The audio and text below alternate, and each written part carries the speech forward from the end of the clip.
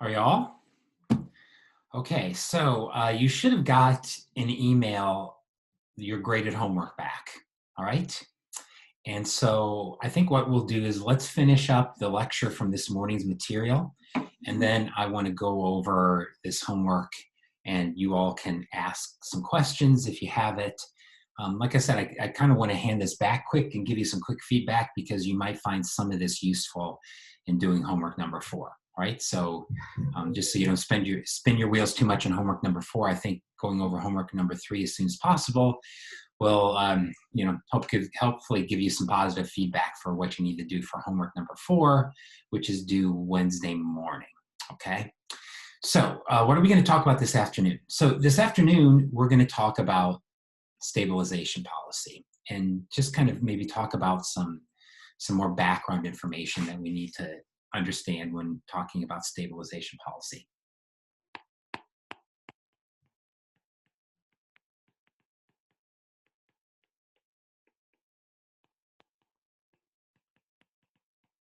So the first question I want to talk about here is the trade-off between rules and discretion in stabilization policy.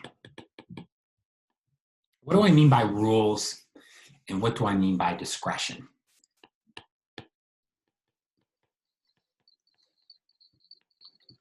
Well, when I talk about discretionary policy here, what I'm really talking about is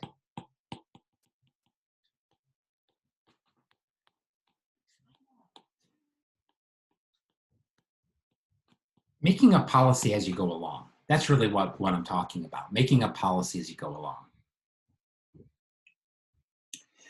So the idea here is that the world is too complex and you just can't do policy via a cookbook, right? There's no cookbook approach to making policy, that every situation is unique. And so you need unique policy for unique situations. And so you just can't, have very rigid guidelines for how policy is to be formed. You kind of have to let policymakers use their own brains and improvise. So the argument here is that you often need to improvise policy for it to work.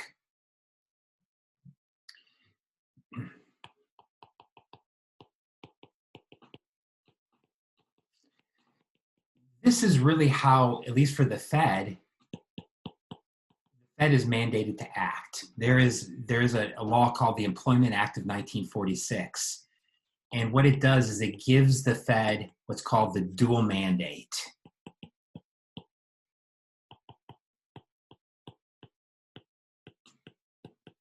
Right? And so the Fed has been given a dual mandate, which is of price stability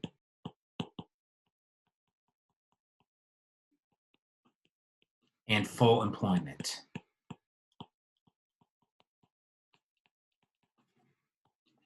But you notice that's all that the Act says. The Act does not say how exactly the Fed is supposed to achieve these goals. And so the Act actually gives the Fed quite a bit of discretion in how they want to go about these goals. The dual mandate says price stability, but it doesn't define what price stability is. It doesn't say inflation of 2% or inflation of 1% or inflation of 0%. Full employment doesn't say unemployment should be 5% or 6%, right? So while the dual mandate that the Fed is given says price stability and full employment, there's a lot of leeway here, right? There is a lot of leeway. There's not a lot of specificity. How come I can't say that word? Specificity. There you go. I kind of spit it out there. There's not a lot of detail into how the Fed should actually do this. And so the Fed is basically operated according to discretion. And the same holds for fiscal policy, right? Policymakers, meaning the president, Congress, when it comes to setting fiscal policy, really have put very few guidelines on themselves, right? There's a lot of discretion in how they set policy. Now, many economists have argued that this is not really the best situation, that instead, we should have rules.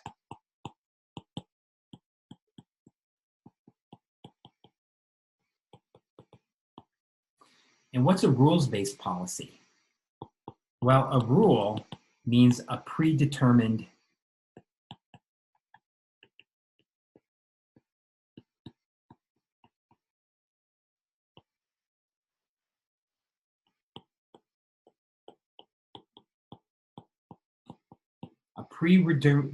predetermined response to changes in the goals you set.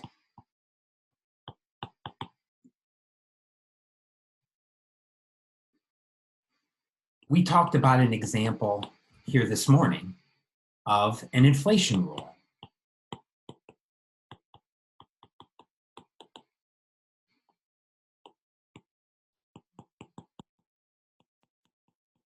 Okay. Notice that there's a predetermined response to the change in your goal, right? So if this is the goal, that's the policy response. And it's predetermined so that everybody knows it. Now, rules can look different, right? You can have different kinds of rules. Here's another example of a rule that we'll talk about here in a little bit. We're going to call this the Taylor rule. And the Taylor rule is a rule relating inflation and short-run output to your goals. Okay? What does the Taylor rule look like? Well, the Taylor rule looks much like the monetary policy rule, except here, instead of just focusing on inflation, we also focus on short-run output.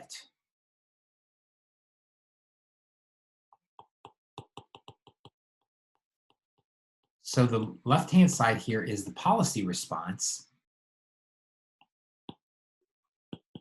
And now we have two goals that we're trying to follow.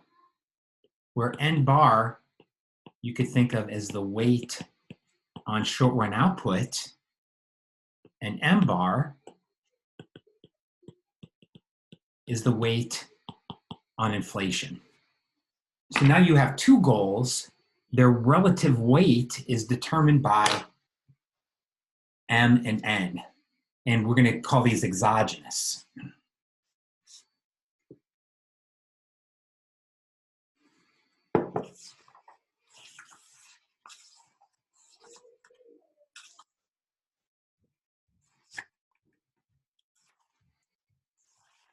Okay. We'll have a little bit more to say about the Taylor rule over the next couple of days, but this is another way that you could think about monetary policy, right? As instead of just thinking about inflation, now you're going to have not just a predetermined response to what inflation is, you're also going to have a predetermined response to what changes in short-run output are. Okay, so notice here, if short-run output goes up, that is going to cause you to reduce the interest rate, right? Oh, what did I say? Done. It's going to cause you to raise interest rates. Just like if inflation goes up, that causes you to raise interest rates for the same reason, right? If short-run output goes up, we don't want it to go up too high because it'll push up inflation.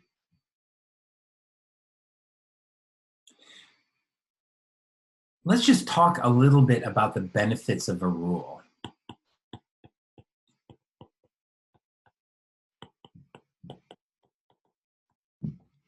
And I have to tell you that many economists believe or wish that more policy was set according to rules, right? So the arguments for rules or the benefits to rules are seen as persuasive to many economists. Not all economists, right? There definitely are critics of rules, but I would say more and more in the profession, economists see the benefits or the attractiveness of rules, and they really come from a couple of different arguments. First, the problem of politics.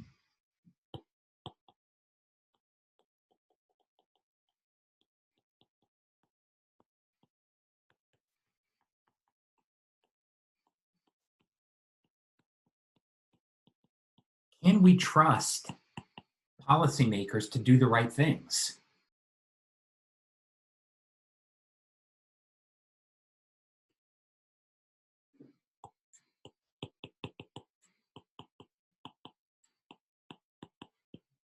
For instance,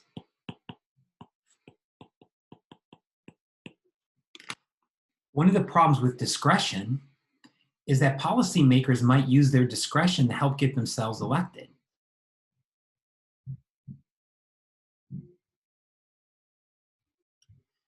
There is no rational economist that I know of who thinks it would have been a great idea if Donald Trump could have set monetary policy this last year.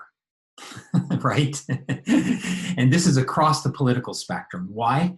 Because there's no doubt how Donald Trump would have used it. He would have tried to use monetary policy to drive up output to help himself get elected, right? And so while very few politicians have been kind of egregiously self-interested as much as Trump has been, every politician to some extent is self-interested. And so that's a danger. If you give them too much discretion, they might use the policy to help themselves or to do other things with it. And so the rule, the advantage of a rule is it ties their hands.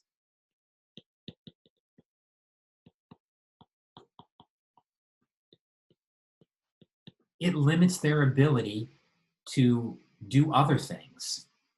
So if you set the goals for monetary policy, a rule forces them to follow those goals in a predictable way.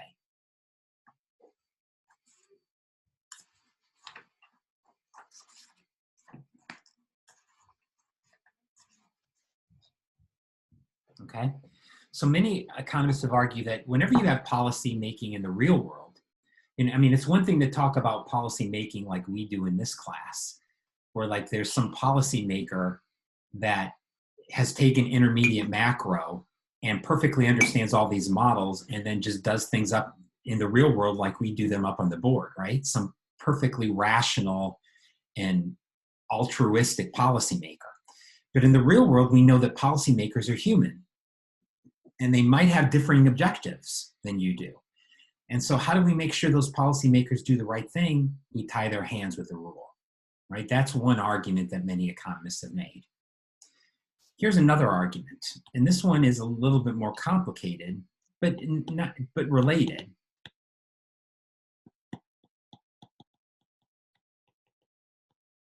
The problem of what we'll call time consistency, or sometimes I'll call it time inconsistency, right? Depends which one you're really talking about.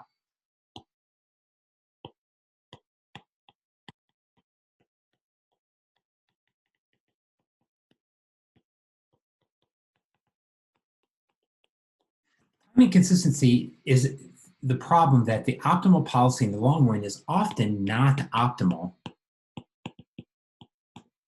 in the short run.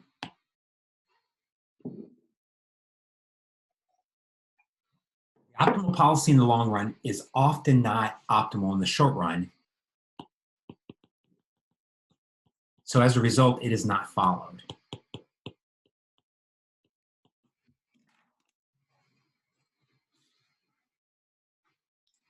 Okay.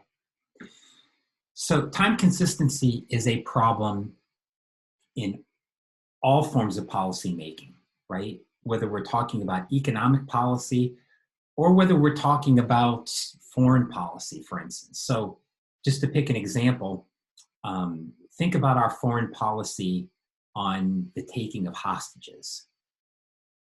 Okay, the US has a policy, a policy that is law, that the US government does not negotiate with hostages. Well, I'm sorry, the US government doesn't negotiate with those who take hostages. That's a better way of saying it, right? So if a terrorist takes a hostage, the clear law of the US government is the US government does not negotiate with those terrorists. Why? Because the optimal policy is not to negotiate with terrorists. Because if you negotiate with them, you're just giving them incentives to take more hostages. So our official policy is the best long run policy. And that best long run policy is to never negotiate with terrorists.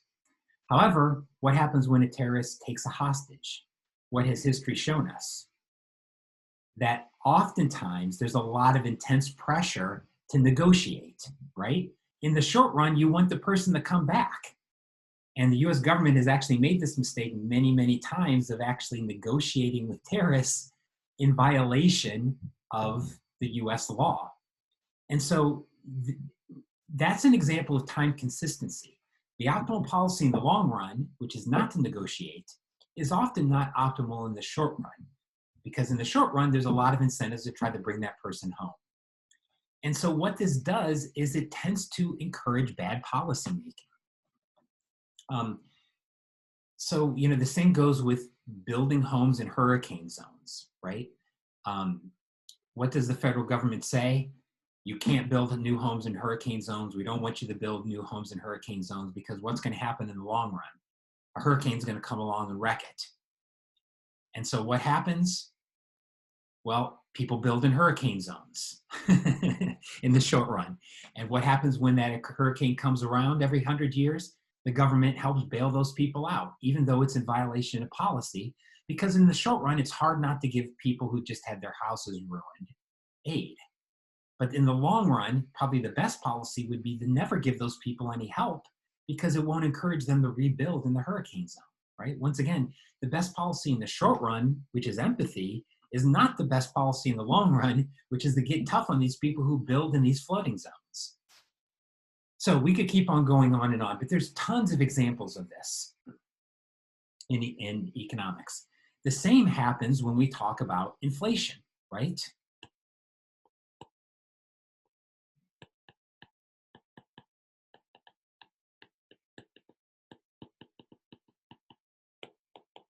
Low inflation is the best policy in the long run, but higher inflation and higher short-run output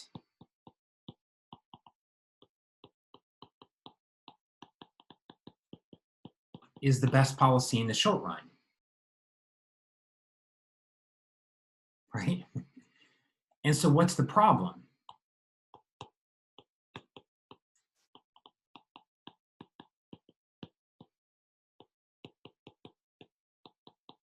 Policymakers face a lot of incentives to increase inflation and increase output in the short run,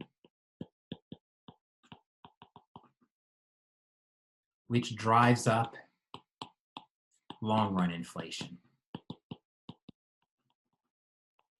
So the solution is a policy rule.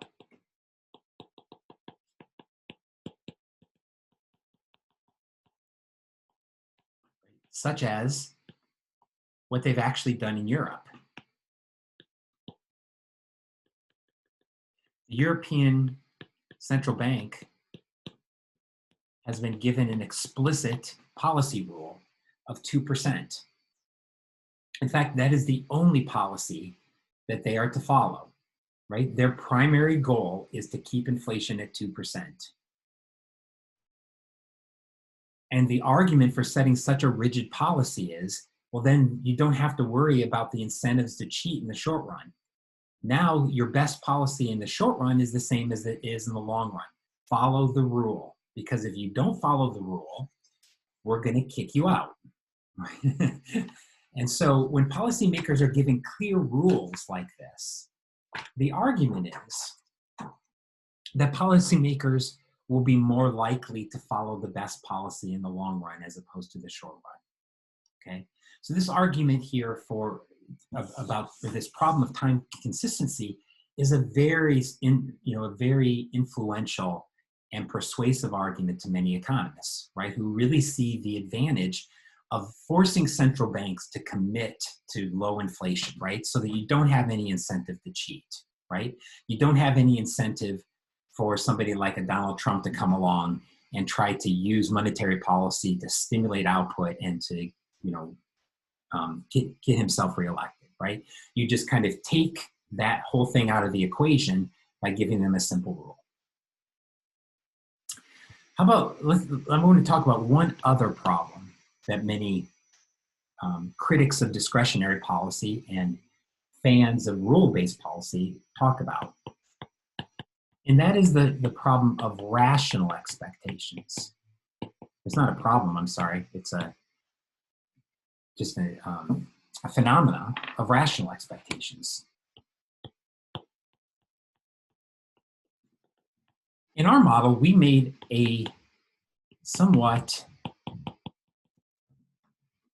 controversial assumption that what's expected inflation this period, it's just actual inflation last period. We assumed adaptive expectations.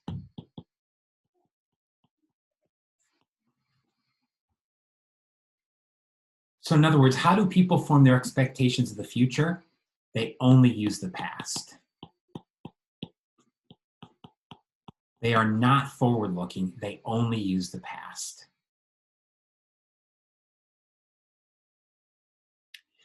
But in a real sense, this assumes that people are fairly stupid.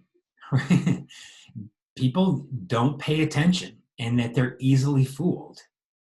So there is an alternative assumption you can make, and that would be rational expectations.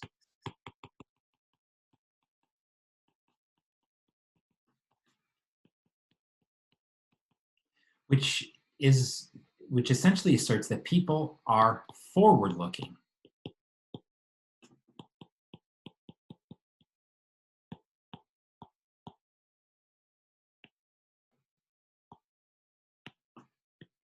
And by being forward-looking, they use all available information.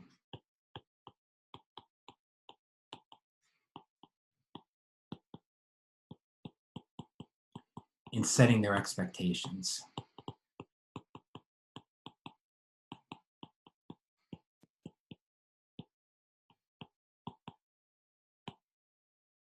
So people don't look just backwards, but they also look forward, and they use all information, not just past information, but they use all information in setting their expectations of the future.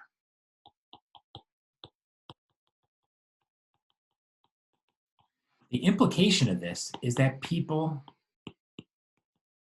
do not make predictable errors. People do not make predictable errors.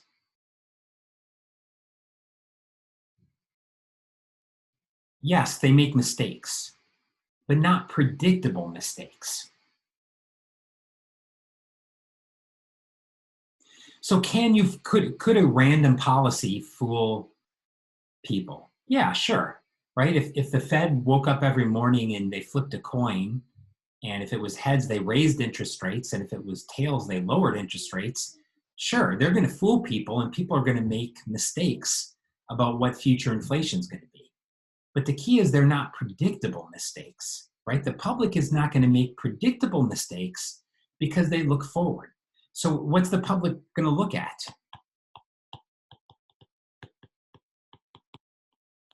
I mean, they're going to look at things like what the Fed says its target's going to be. They're going to think about, well, what's short-run output? They're going to think about the central bank's reputation. Very importantly, they're going to think about the reputation. Can we believe what the central bank looks at?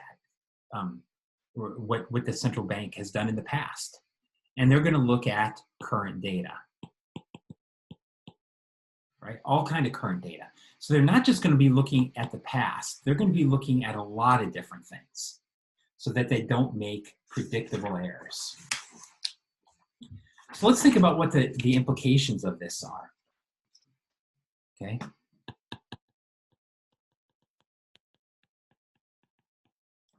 Well, with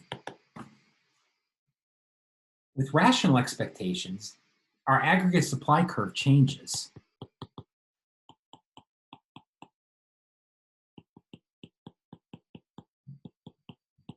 Remember before,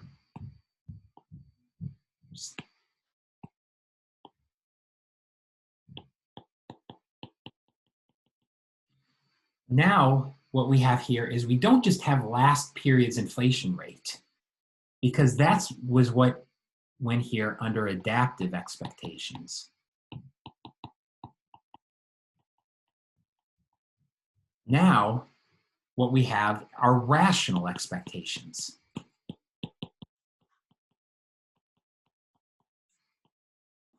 That the public uses all available information in setting this.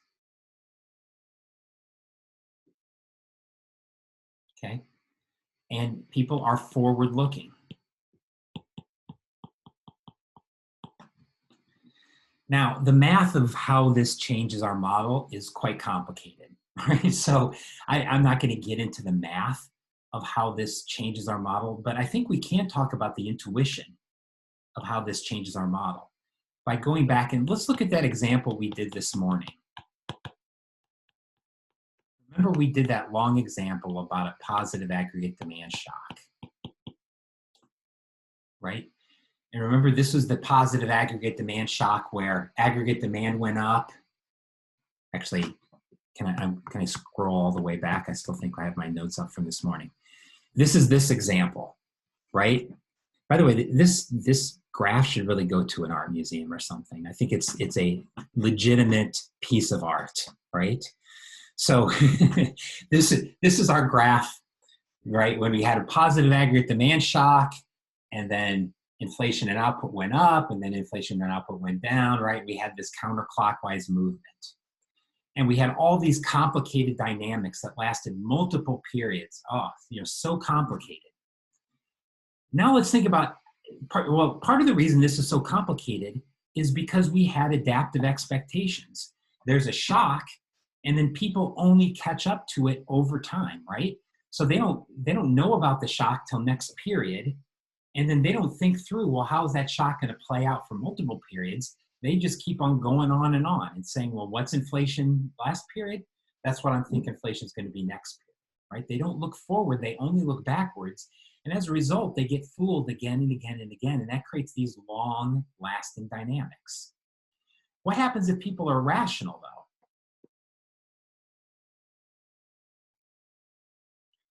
Well, the story that we tell changes quite a bit.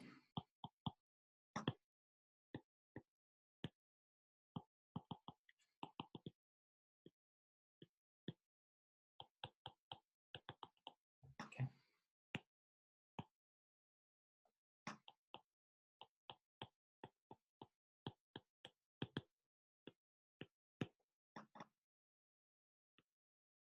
So in period one, short run output goes up and inflation goes up.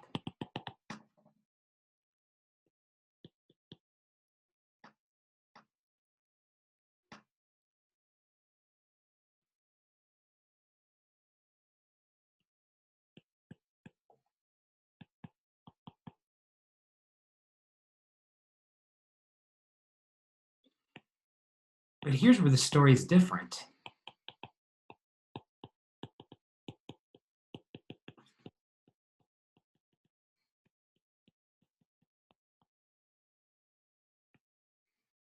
Immediately, or maybe I shouldn't say immediately, but soon after,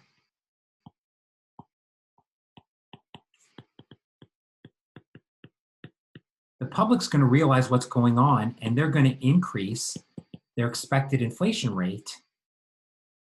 And this shifts aggregate supply to the left. So instead of waiting for multiple periods for this to happen, what happens? As soon as the public realizes what happens, aggregate demand shifts all the way down.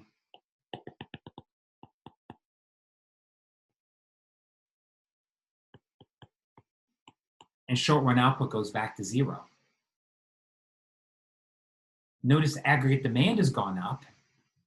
Or I'm sorry, that inflation has gone up, but short run output goes right back to zero because the public is caught on to what's happening. And so they immediately adjust aggregate supply as opposed to doing it over multiple periods.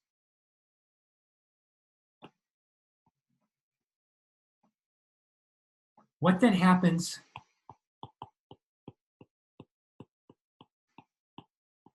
when A bar goes back to zero? and aggregate demand falls.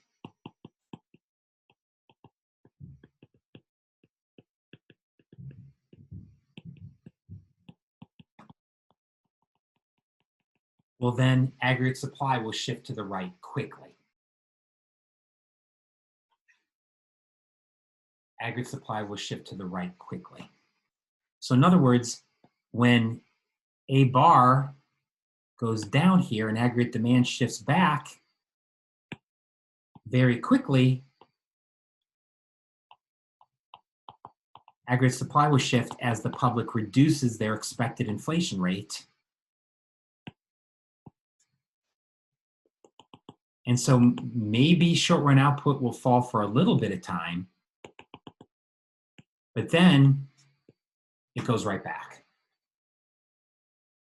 So notice we're still getting this cycle, but it's just moving so much more quickly because the public is catching on to what's happening. Right? In the end, we're getting very, very small changes in short run output. Right?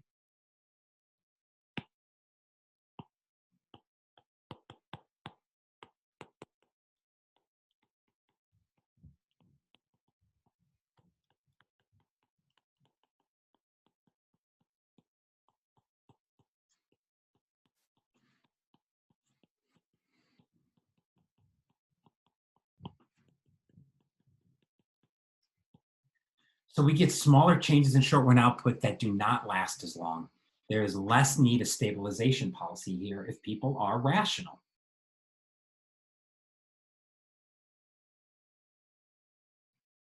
And so why don't we just tie the hand of policymakers, right? Why don't we just tie the hand of policymakers and make sure that they don't screw this up, right? Because really another way of saying this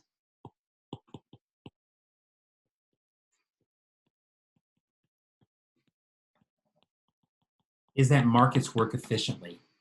You know, rational expectations is very, very closely associated with the efficient market hypothesis.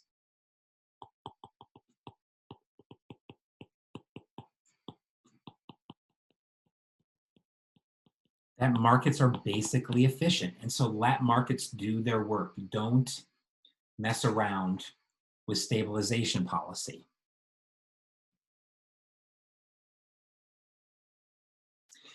Rational expectations are also associated with another idea that's crucial in economics, something called the Lucas critique.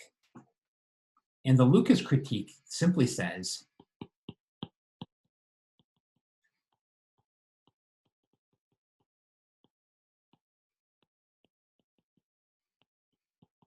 you can't predict the impact of any policy unless you know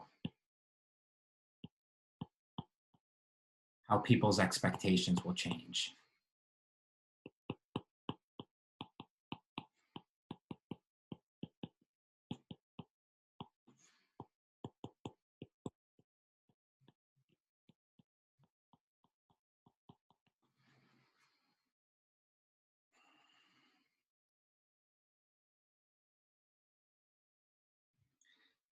And so rational expectations makes the assertion that not only is discretionary policy not needed, you don't even know what the impact is going to be because you don't know how people's expectations are going to change.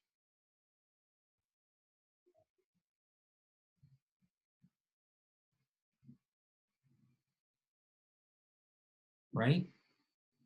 So, you know, I mean, you see the Lucas critique all the time at work when predicting the impact of any sort of economic policy, right? For instance, I saw there was one conservative, I don't know if they were conservative or not, but one economic policy institute that said that they predicted that these laws that shut local bars, that these laws that shuts local bars would reduce the number of jobs in local restaurants by about 30%. And so they have argued that local restaurants should stay open in COVID because it would reduce the number of these bars and restaurants by 30%. And so in states like Iowa, many people like our governor listened to them and said, well, we don't want to lose 30% of our restaurants. We don't want 30% of them to close, so we're going to keep them open. And what's happened by keeping them open? We've lost about 30% of our restaurants, right? And the reason, not because of policy, but because of people's expectations changed, right? You can keep a restaurant open all you want. If people think they're going to die by going to the restaurant, they're not going to go there, right? So you can't predict the impact of a policy unless you know how people's expectations change. That is, I think, a legitimate critique of a lot of policy, right? When economists forget about this and act as if we can predict for sure what the impact of a policy is going to be, we can make some big mistakes. The same goes recently with those $1,200 checks, right? I saw some kind of what I'll call pedestrian analysis that suggested that, well, if you give people $1,200, that's going to directly increase their spending by $1,200. No, absolutely not. And we have not seen that, right? Why? Because what's happened to people's expectations here? People are afraid. They're afraid of losing their jobs. They're afraid of what's happening to the economy. So when you give them $1,200, do they spend it all? Of course not. They save a big chunk of it. So giving people $1,200 does not mean that their spending goes up by $1,200. Right? Once again, you can't predict the impact of any kind of policy unless you know how people's expectations are going to change. And so, I think that's a legitimate criticism of a lot of economic policy. And it is an argument for having rules, right? And so, I'll say that just kind of in conclusion here, that rules-based policy is gaining traction. There are now, 20 plus countries that have inflation rules for their central bank.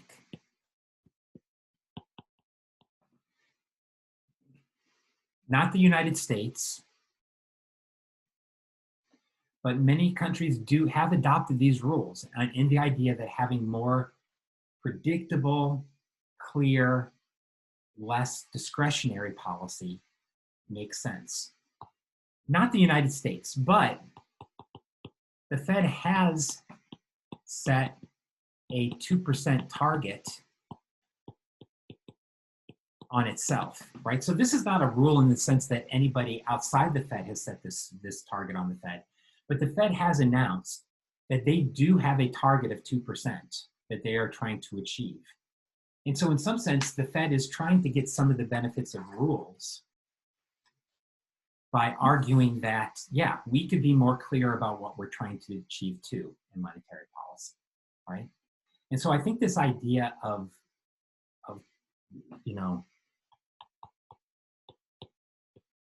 if you read articles on monetary policy, there's two words that show up again and again. If you read, The Economist magazine, if you read the Wall Street Journal, right? If you follow kind of on a day-to-day basis, analysis of what central banks are doing, there's two words that show up all the time, right? When it comes to central banks. Central banks are worried about being transparent, and they're worried about being credible. Transparent means that they want the public to see what they're doing, right? In some sense, they want predictability. They want policy to be predictable in the sense that they don't want to create additional confusion, because additional confusion will just create more volatility.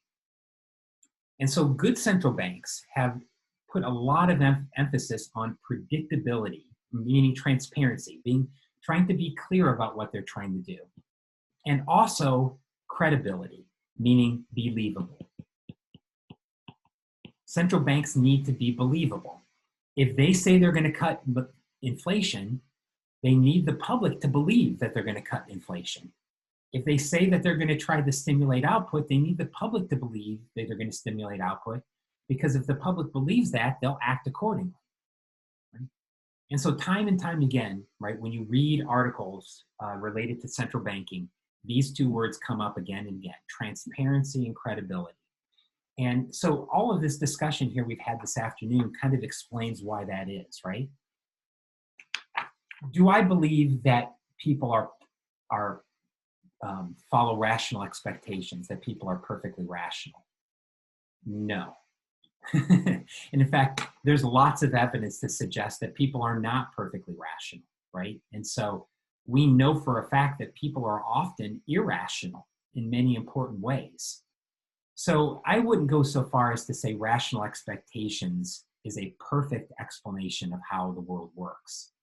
But I do think that adaptive expectations is wrong as well, right? So in other words, the extreme that the one extreme that we're really stupid, or the other extreme that we're super intelligent, probably neither of those are a very good description of the world. That in the real world, we're probably someplace in in between. That we're not perfectly rational, but we don't set our expectations adaptively either, right? That we do catch on. We don't catch on immediately, but we catch on given a little bit of time. And so, and maybe that's not necessarily very clear, but I think this is kind of where most economists are, right? I think most economists, when they think about how people respond to changes, we have to think about them as if they're a little bit rational and a little bit irrational. And so policy's got to kind of make a balance, right? We need to have a balance between treating people like they're rational, but also accepting the fact that sometimes they're not going to behave perfectly rational. And so that's really where modern monetary policy is today. Not really assuming that people follow adaptive expectations, but not assuming they're perfectly rational either. But also seeing some real benefits to having policy rules, right? Because policy rules help everybody, whether you're rational or irrational, kind of respond to policy. And that probably leads to better policy, right? And so just to show you, one last graph here before we move on to talking about your homework. Let me pull this up.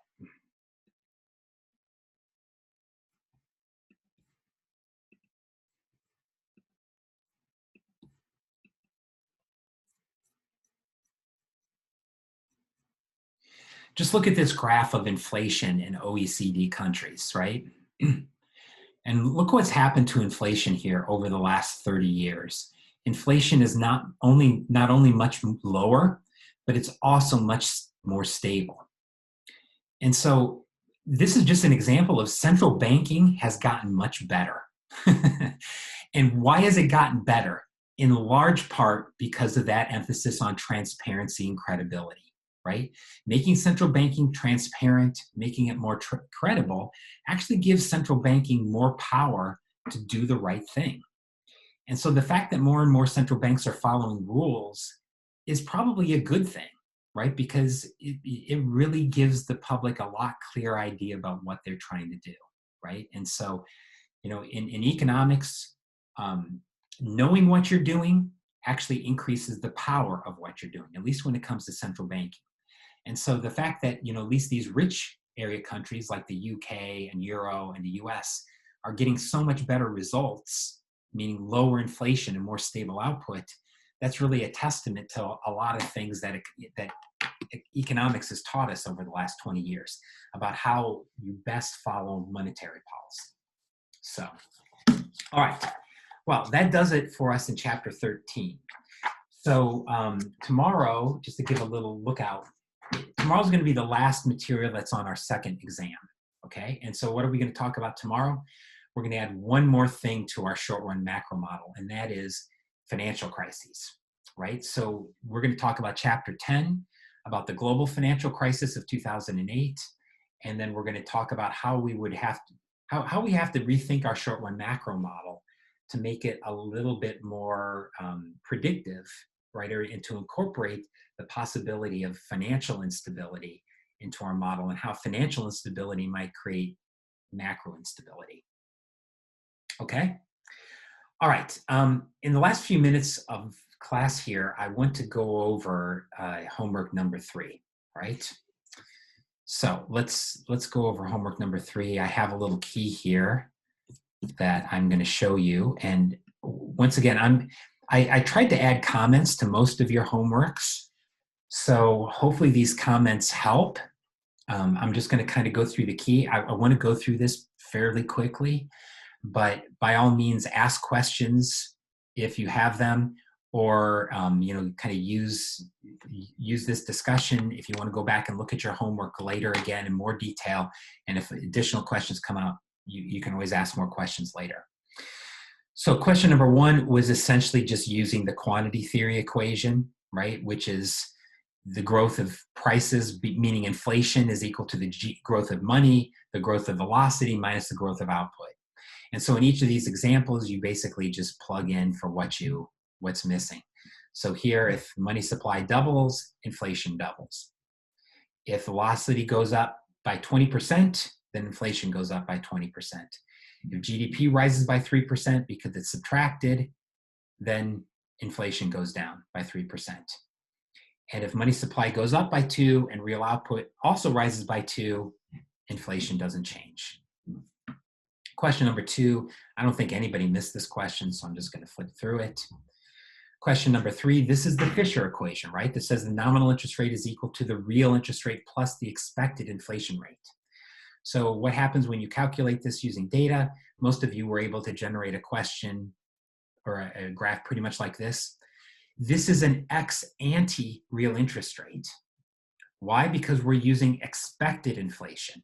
If we used actual inflation, it would be ex post. But here we're using ex-ante inflation. Notice here what's happened since 2000. This is going to be something we want to talk about more tomorrow and on Friday. What's happened to ex-ante real interest rates on Treasury bills? They've actually gotten negative, meaning people are expecting negative returns on holding Treasury bills.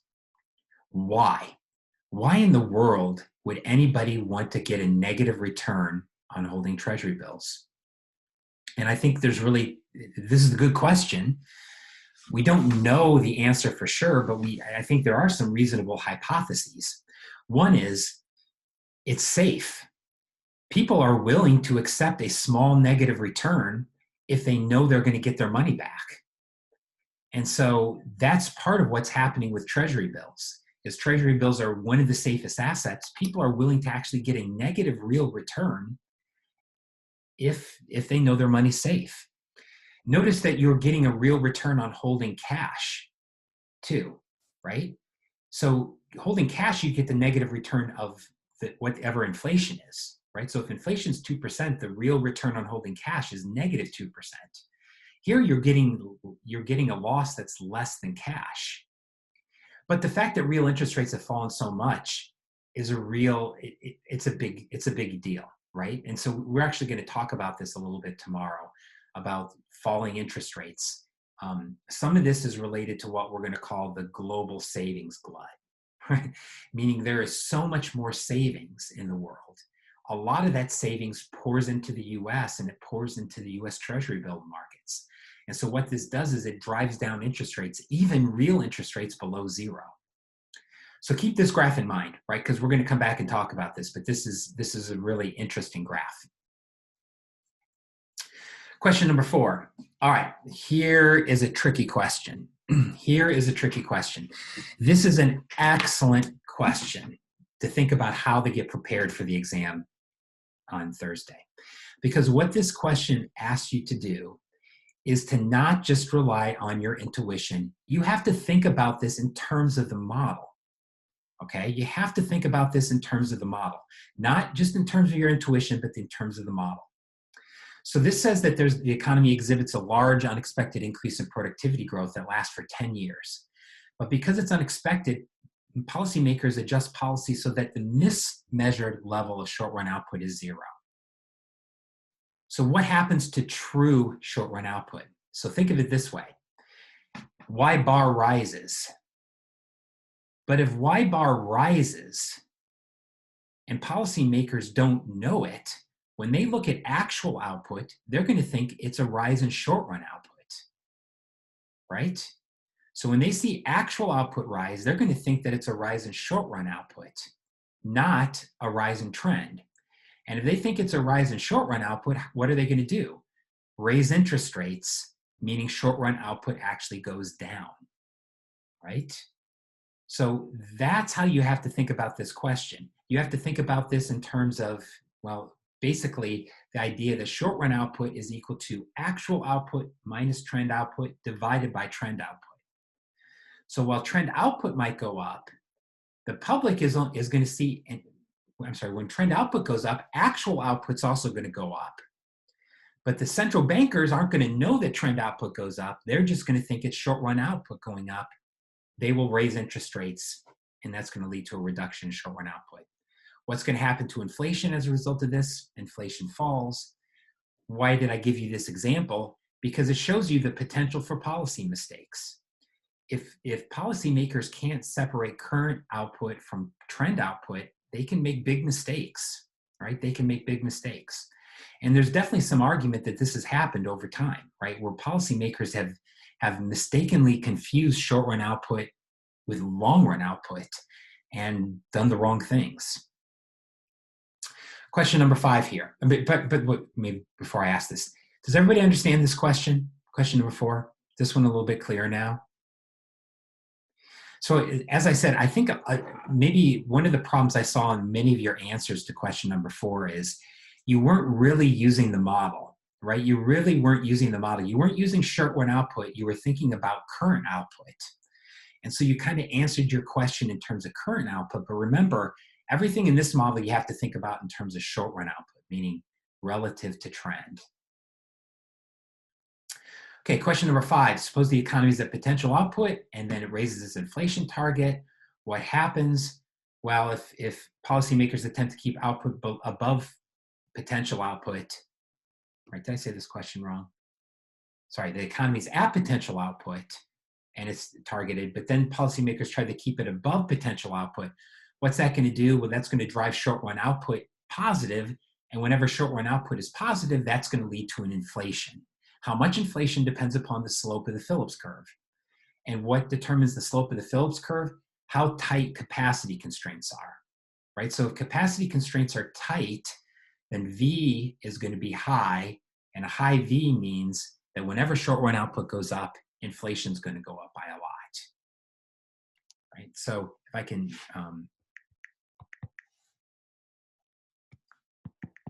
show a graph here on my iPad, just to make this clear.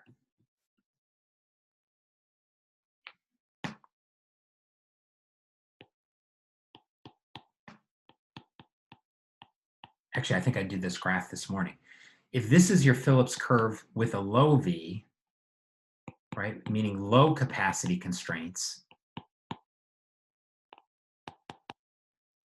Phillips curve with a high V, keep on hating saying high V because I hate going to high V. It's my least favorite store. All right. Don't ask why I hate high V so much. It's a long story. What does a high V mean? High capacity constraints.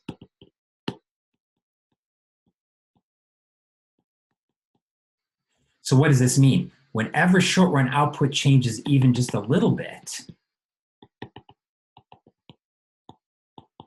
you're going to get a big change in output, right? A steeper Phillips curve means the change in output is going to be much bigger for any change in short-run output, right? That's how we have to interpret this.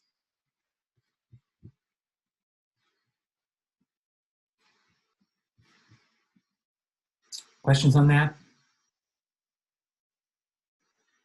Okay, question number 6. I don't think we had much problems on this. You know, the slope of the Phillips curve is a half. Most of you got that. I mean, to some extent, this is a subjective question. I think if you're interested in output, you probably would pick option 3. And if you're interested in inflation, you pick option 1 because an option, well, yeah, you guys remember this question. I'm not even gonna get into this one because as I said, most of you had no problems with it. Okay, question number 7, where there were some more questions. So Consider the following addition to our simple model. Instead of making imports just purely exogenous, in other words, in class, we just had IM equal A bar IM times Y bar. Now we're going to add this other term in which our imports are also a function of short-run output. So in other words, when our short-run output goes up, we import more. We not only buy more US goods, we buy more foreign goods. How does this change our analysis? So here's our expenditure equation. We plug in for each of these. Notice here, what do we plug in for imports? That I've highlighted. Here's imports. And then we just solve the model like we did in class. So I'm not going to work through all this algebra. I should have pasted this into all of your homework. So I think it's a good idea for all of you to go back and work through this by yourself and make sure you can do it, okay? I'm not going to do it here, but I want you all to kind of work through these steps by yourself and make sure you understand. But when you get to the bottom of this, what do you find? That our IS curve looks just like it did before, but now we have this extra term, 1 over 1 plus x. Given that x bar is between 0 and 1, what's true? This is a stabilizer, right? This number here is less than 1, and so what we have is an automatic stabilizer. This means the IS curve is, I said flatter. Sorry, that's a typo.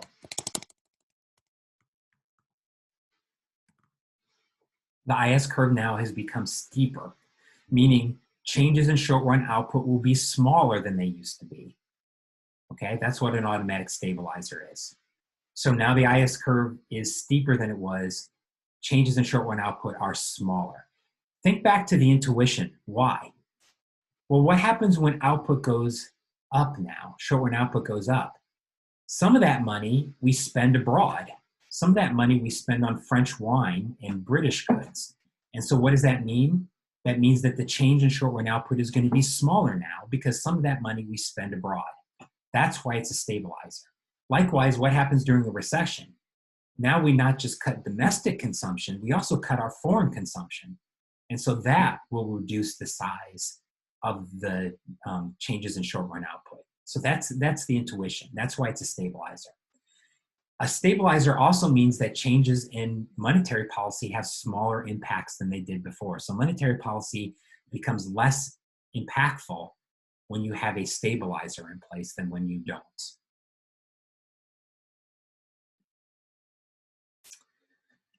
Okay, question number 8.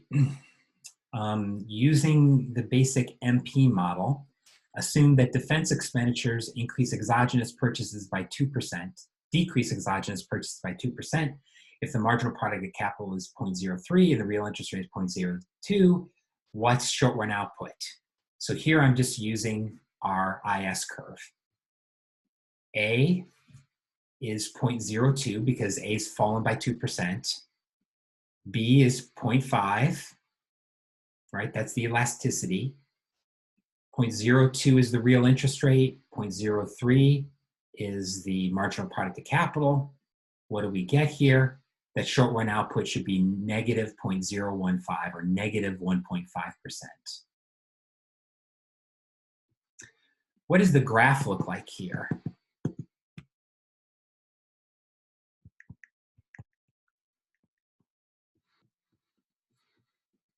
Because some of you calculated the right answer, but you didn't actually get the graph right. So let's do this together, because there were definitely some problems with some of your graphs.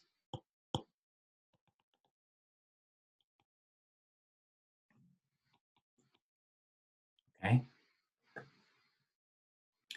So this says that first, government purchases go down, which shifts down our IS curve, right? But also notice, where's our MP curve? Our MP curve is down here at real interest rates of 0.2. So where is short-run output? It's less than 0. But notice here, it's only negative 1.5%. It's not negative 2%. So the IS curve shifted down by negative 2%. The IS curve did. But output didn't fall all the way by 2% because the real interest rate is a little bit below the marginal product of capital, right? So that's the graph that you wanted to provide here to illustrate what's going on.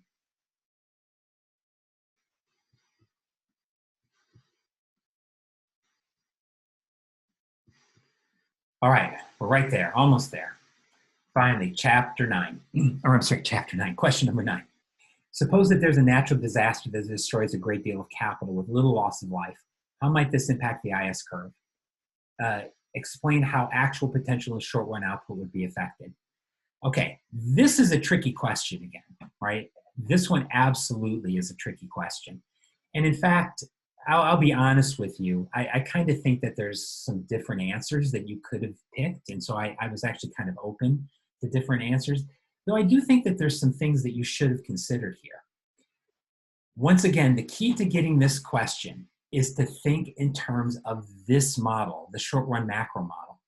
A few of you, I was very clear, were thinking about the Solow model or thinking about the Romer model or kind of using your own intuition, but you really weren't using this model's intuition, right? And so, how would I have answered this question? Let's put it that way. And then, like I said, I did kind of try to read through what you wrote and give you credit for things that kind of made sense, or at least I thought could be plausibly argued. So here's our IS and MP curve, okay? And then we have a natural disaster. Whenever it destroys a lot of capital, what's going to happen? The first thing that seems very obvious to me is what's going to happen to the marginal product of capital. The marginal product of capital is going to have to rise, right? It's going to have to rise. So the first thing that happens is our bar goes up like this. It seems to me the second thing that's going to happen is that we know that people are going to try to replace this capital. This capital is going to have to be replaced. And so it seems to me the second thing that happens is there's going to be a temporary increase in aggregate demand as people try to replace this capital. And so I would say the second thing that should happen here is that the IS curve should shift up. So what should happen to short run output?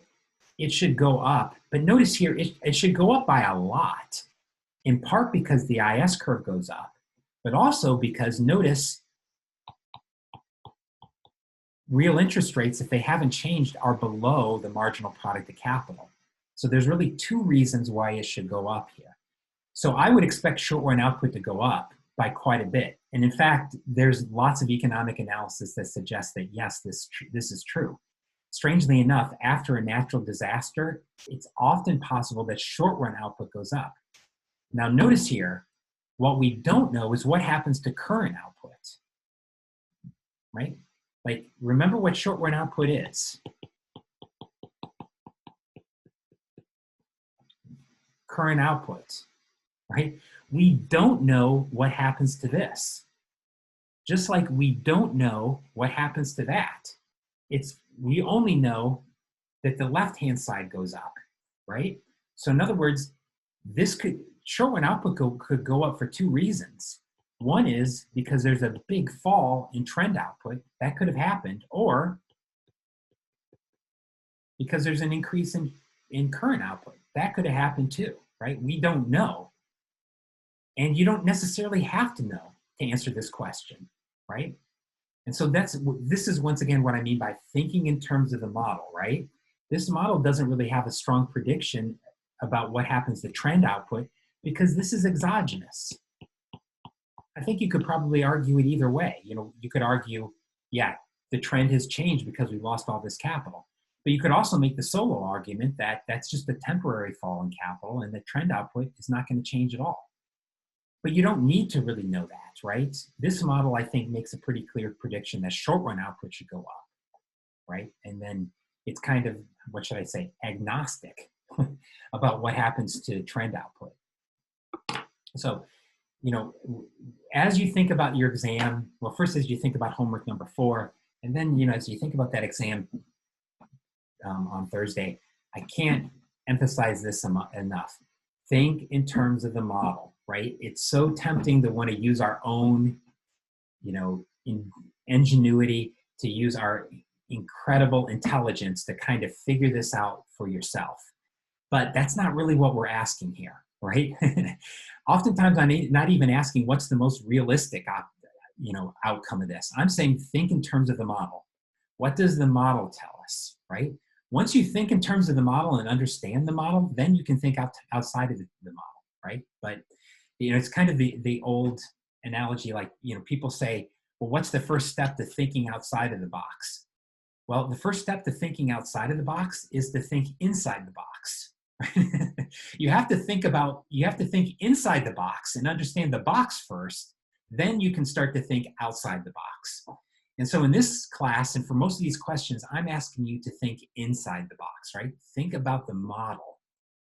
And, then once you can kind of think in terms of the models, then sure, right? You can get more creative. But first you got to understand the model. All right, finally, the last question on the homework, right? And I'm just going to flash these up here. Once again, this is just basically plugging the numbers into the IS curve, your simple IS equation, right? The IS equation, A bar minus B bar times RT minus R bar, right? In other words, the typical IS equation.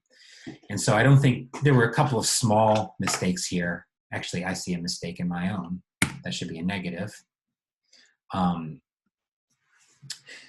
But yeah, these are the answers, right? These are the answers, which basically just involve plugging in those numbers into the IS curve. Okay? All right, so homework number 4. In general, I thought we did pretty well on this homework, but there were definitely some harder questions here. And I think on some of the harder questions, some of you struggled a little bit more. And I guess that's the point of the homework, right? I'm not necessarily disappointed by that. I expect you to struggle on some of these questions, right? And that's all for the good, because as you struggle, you're figuring things out that you need to be able to figure out for the exam. Okay, so anybody have any questions about any of this? So we all know that the homework number 4 is due on Wednesday, right? And tomorrow we will talk about chapter 10 and 11. I'm sorry, 10 and 14.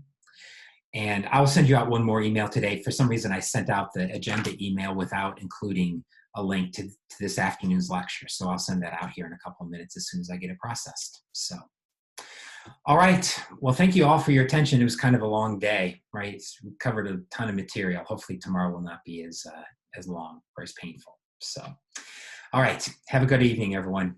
Take care.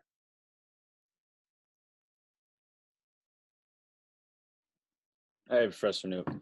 Hey, quick question. Yeah, just a couple. Well, regards to homework number 4, it says that one's due at 8 a.m. Is that actually right? Yeah, because I want to try to grade some of it before class. Okay, just wanted to. I'm trying to get it back to you by the afternoon class. So. Okay. No, just wanted to make sure. And then I noticed. Am I allowed to share my screen? Yeah, you should be. Okay, just wanted to make sure. Am I number 9 here? Where? No, not number 9. Sorry.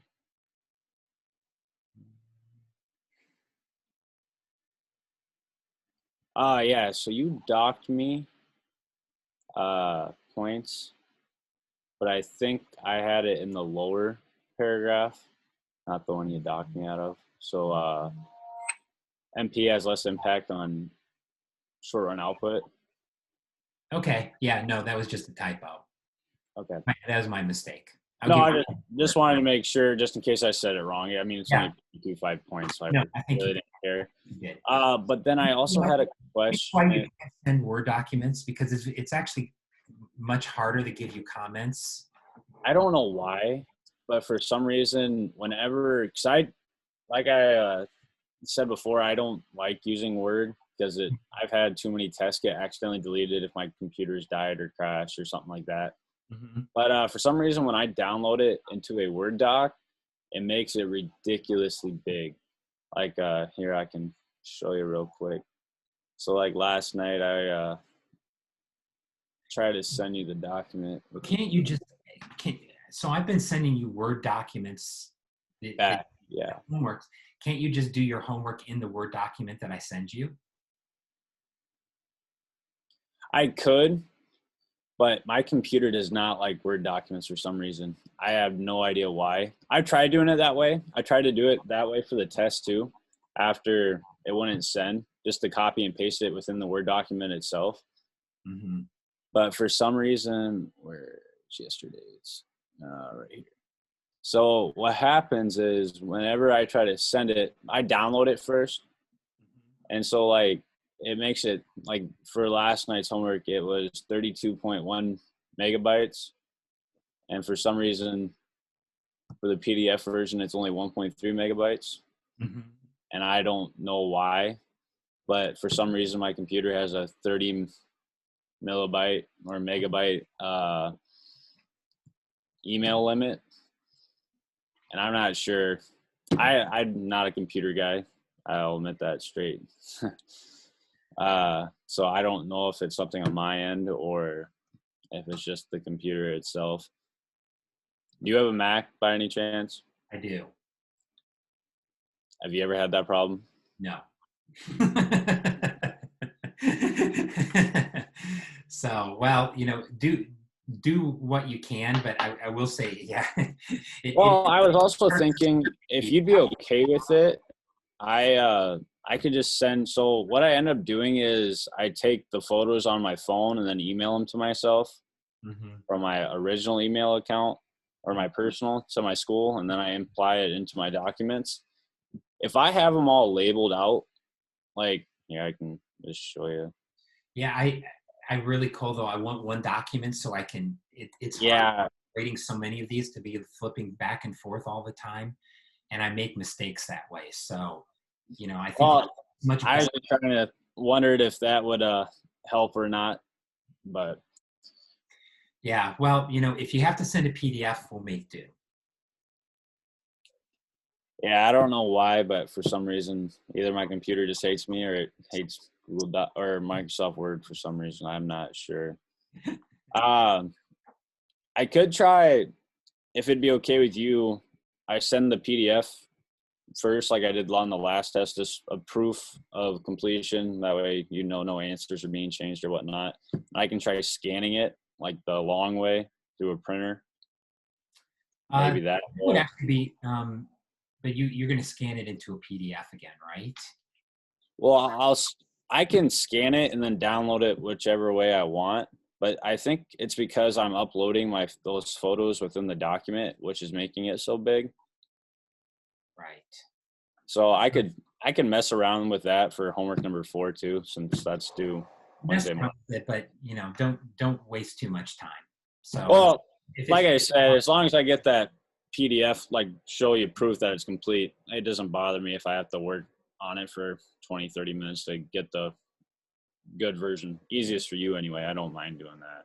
cool. But also why I have you here, about my email from last night, would it be possible for us to skip those chapter 8, just that first part? Yeah, I will send you. I don't. You know what? I actually don't know if I have the full notes to that. But really, what all we missed is that I think I just talked about. I had it written down. Here's some. Oh, actually, no, it's in the. It's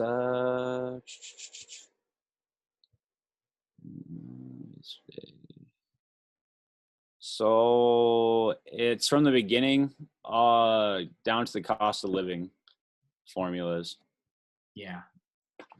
I'm kind of weird. I just take bullet point notes during class, and then I rewatch them after we're done, so I can kind of pause and then add in more stuff that you say during class to make a little bit more denser notes. Well, I'll send everybody the notes to, Well, if I could just get it from the book, if that's all it is, that's not a problem either. I don't mind doing actually, that. you know what? I will send you the notes here. I still have my handwritten notes, so I will Okay. send those to you in a couple minutes. Okay? Oh no, figured it's not too big of a deal. I mean, No, you didn't really need them for chapter for the homework, and that's kind of over already. So I just was wondering if I could get them before the test, which if that's not till Wednesday night, no big deal. yeah, I'll send them right now before I forget. Okay?